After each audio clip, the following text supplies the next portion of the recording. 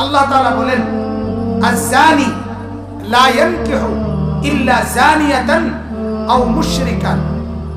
আল্লাহ তাআলা বলেন একজন জিনাকারী পুরুষ বিবাহের পূর্বে ভিন নারীর সাথে অবৈধ কর্ম যে করেছে, সেই জিনাকার পুরুষ, সেই ছেলেটা তুমি মনে রাখবা, আল্লাহ তাআলা বলে তোমার কপালে আরেকটা ব্যভিচারী নারী, আরেকটা জিনাকারী নারী এবং অথবা কোনো মুশরিক আল্লাহর দুশমন ছাড়া এরকম ভালো কোনো নেককার নারী মিলবে না।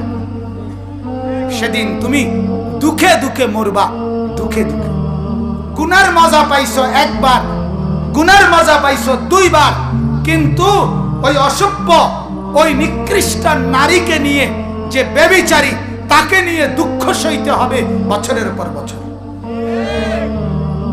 বছরের পর বছর।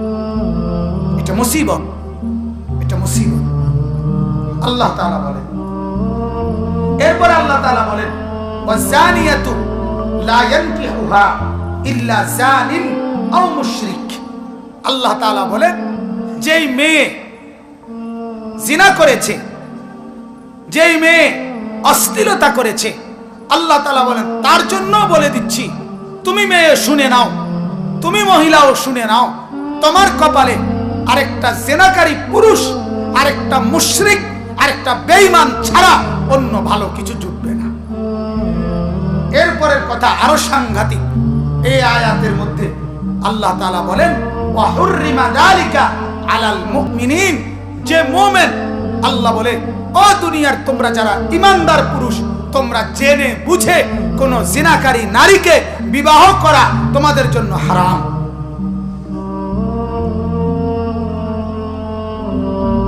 হ্যাঁ, কি পরিমাণ কথা ঈমানদারের জন্য হারাম করে দেওয়া হয়েছে। অতএব এই আয়াত, যে আয়াত আমি পড়ছি, এই আয়াতের বক্তব্য বাফ, এটাই কথা। আরো অনেক আয়াত আছে। আল্লাহ তাআলা এই যে এখানে আছে, আল্লাহ তাআলা বলেন আল খাবিসাতু লিল খাবিসিন ওয়াল খাবিসুনা লিল খাবিসাত। খবিস পুরুষ যেগুলো অসৎ চরিত্রের, নিকৃষ্ট চরিত্রের, ওইগুলোর স্ত্রী মহিলা যেটা মিলবে ওইটাও খবিস।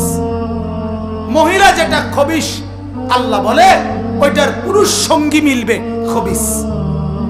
এরপর আল্লাহ বলেন আত-তাইয়্যিবাতু লিত-তাইয়্যিবিন ওয়াত-তাইয়্যিবুনা লিত-তাইয়্যিবাত। পবিত্র নারী তার পুরুষ সঙ্গী পবিত্রই মিলবে, অপবিত্র মিলবে না।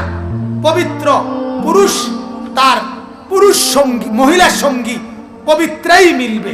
আল্লাহ তাআলা বলেন উলাইকা মুবাররাউনা মিম্মা ইয়াকুলুন।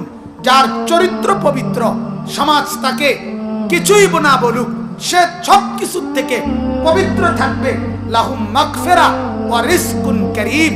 যেই নারী তার চরিত্র ঠিক রাখছে, যেই পুরুষ চরিত্র পবিত্র রাখছে, এই বাপ তুমি শুনো দোস্ত, আল্লাহ বলে তার জন্য আমার মাগফিরাত রেখে দিলাম, আর দুনিয়াতে তার বাকি হায়াত সম্মানজনক ইজ্জতের রিজিক আমি দিয়ে দিলাম।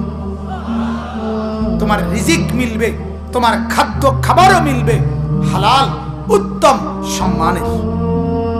অতএব আজকে ভাইয়া এটাই আমার মূল বক্তব্য। কারো দ্বারা যেন জিনা, ব্যভিচার, অশ্লীলতা, পরকীয়া, অবৈধ প্রেম, অবৈধ প্রেমের সম্পর্ক এটা যেন না হয়। আর এই সবটার মূল সূত্র যেখান থেকে উদ্বোধন, সেটা হলো নজর। সেটা কি? নজর। নজর প্রথম হলো আন-নাজরাতু, নজর। এরপরে কি?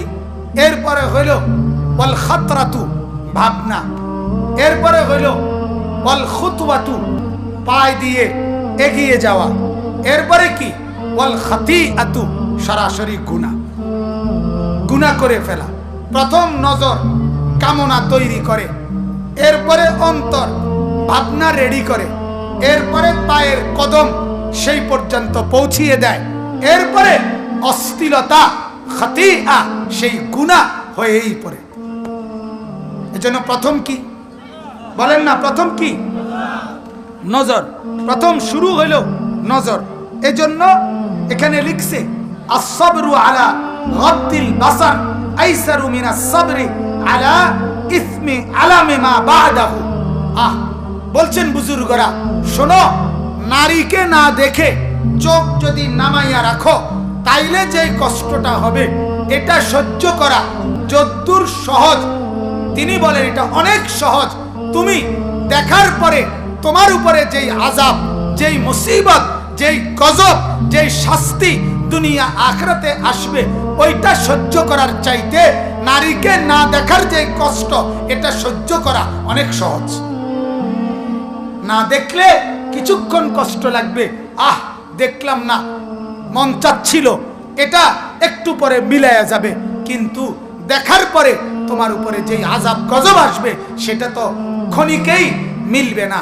আমাদের বাংলাদেশের খতিবে আজম মোনাজেরে জামান আল্লামা নুরুল ইসলাম অলিপুরি দামাত বারাকাতুহুম, তিনি বলেন যে গুনাহের মজা হতে পারে 30 সেকেন্ড, হতে পারে 1 মিনিট, কিন্তু গুনাহের সাজা কি কমপক্ষে হাসরের মাঠে 50,000 বছর জ্বলন্ত গলানো সীসা চোখে ঢেলে দেওয়া। রাস্তার কোনো নারীকে তুমি দেখছো কতক্ষণ? নালে 1 মিনিট, নালে 30 সেকেন্ড, যাইতে যাইতে যে দূর দেখছি এর দূরে তো মজা পাইলাম 30 সেকেন্ড দেখার মজা পাইলাম 1 মিনিট, কিন্তু সাজা কদ্দূর? হাসরের ময়দান 50,000 বছরের একদিন, যে সেই 50,000 বছরের একদিনে আল্লাহর নবী বলছেন সুব্বা ফি আইনাইহিল আনিক ইয়াউমাল কিয়ামা, কিয়ামতের দিন এই 2 চোখে জ্বলন্ত সীসা আগুনে গলাইয়া চোখের মধ্যে ঢেলে দেওয়া। ভাইয়া রহম করো নিজের উপর। নারী যদি তোমার কামনা হয়, একজন মেয়ের ভালোবাসা, একজন নারীর মহব্বত, এটাই যদি তোমার কামনা হয় তো আল্লাহর কসম আল্লাহ তাআলা কোরআনে বলছে, হে যুবক, হে পুরুষ, আমি তো সেটা তোমার জন্য হালাল ভাবে স্ত্রীর মাধ্যমে ব্যবস্থাই করে রাখছি, একটু সবর করো। কথা বলেন না কেন? একটু সবর করো। দুনিয়ার কোনো অর্জনও তো চাইবার লগ লগ অর্জন হয় না। তুমি এখন চাইলেই ক্লাস 6 এর ছেলেটা ইন্টার পাস করে লাও। কথা বলেন না?